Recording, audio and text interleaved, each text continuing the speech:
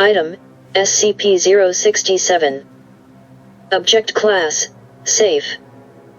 Description: SCP-067 is a fountain pen made by a German supply company called Pelican at some point between World War I and II. It is pale green in color, with a single red line going straight down along the side. The shell is oak and the nib is extremely sharp, capable of piercing human skin if pressed even lightly.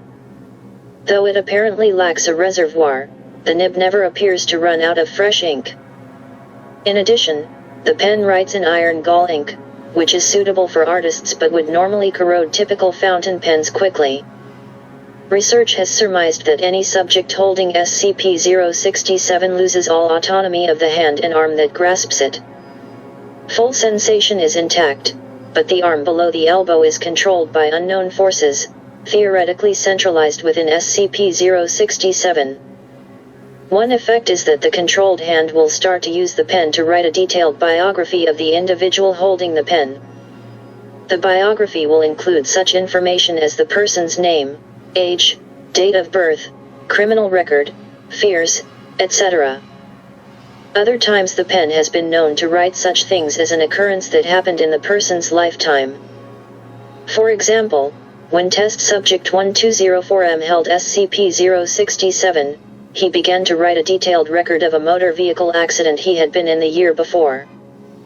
Later, the subject admitted that many details penned in the account were not readily available to him at present time, i.e. the subject had forgotten many elements present in the written work, including his previous car's license plate number, the other vehicle's color, and so on.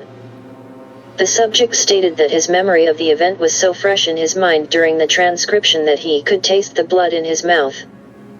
Subjects holding SCP-067 have also been known to create intricate works of art, despite the subject lacking any formal art training or previous tendencies toward drawing.